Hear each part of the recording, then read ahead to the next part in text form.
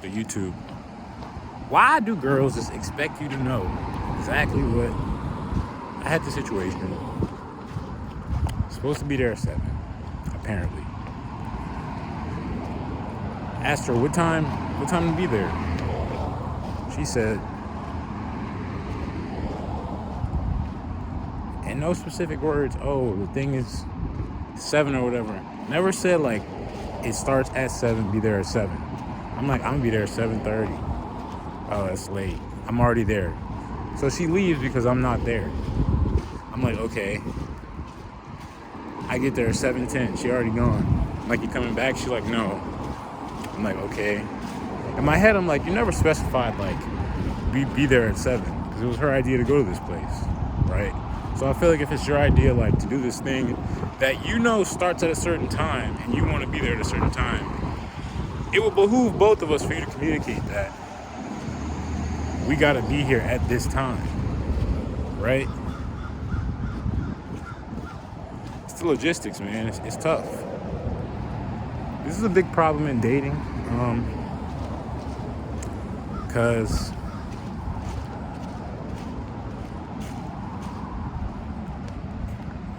if two people have never been to a certain place or an event, you can't really know what to expect, right? So it's not good, man. But the deeper problem, the deeper difficulty between two theories is, I think girls think men are like magical sometimes. Like you just know exactly what girls think, which isn't possible.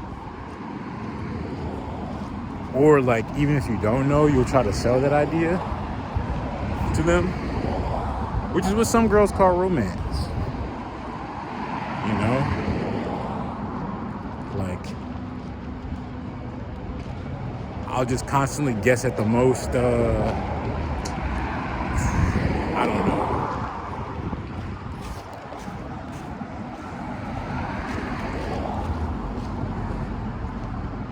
It's like breaking your back to try to appease a person.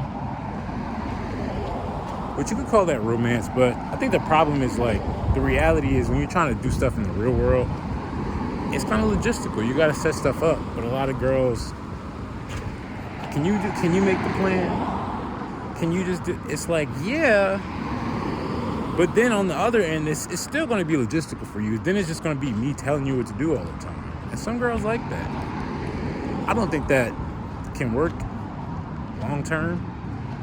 Because eventually you're going to want to do some shit or do something and she's not going to want to do it. And that dynamic of like you not having any input or you not clarifying and thinking as well. Because a lot of people think romance is not thinking or, yeah, just being treated to magical times. And magic is cool. Magic is cool, but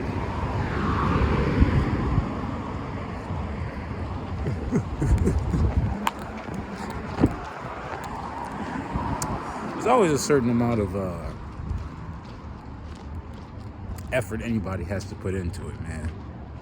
And sometimes I feel like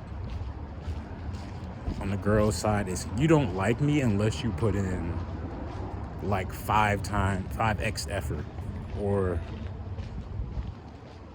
like do all these kind of arbitrary and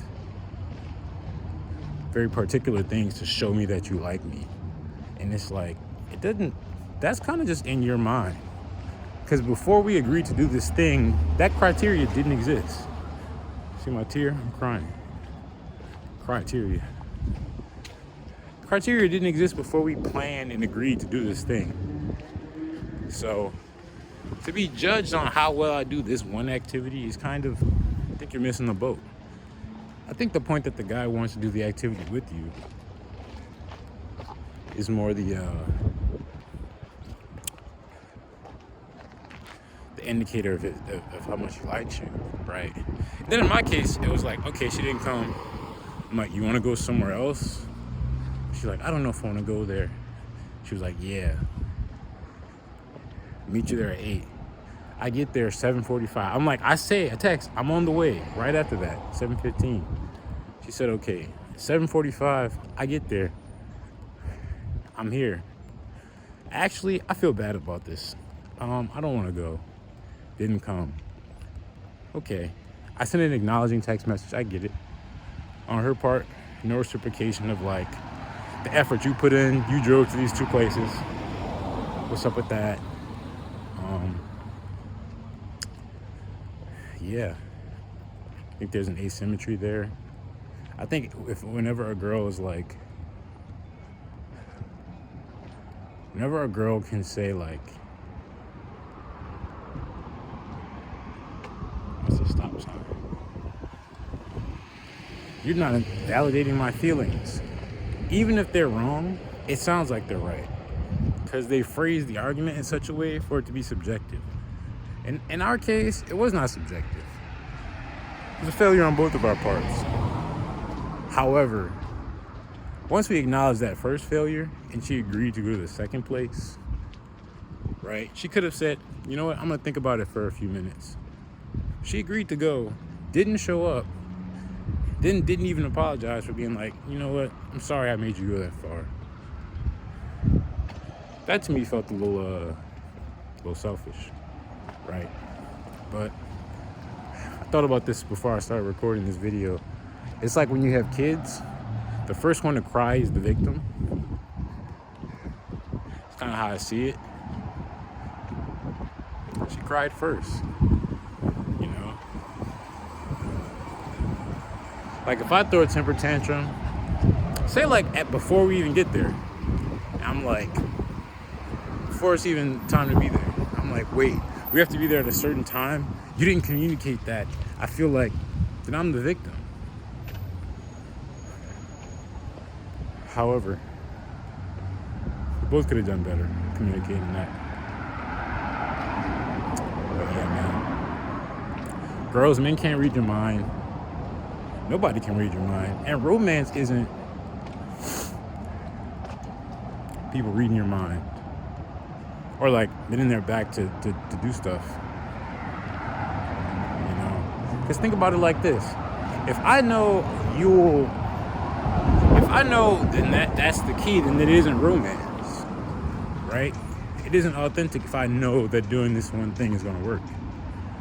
It's like, if I know that's how to win the game, then I'm not really playing. It's not really a game at that point.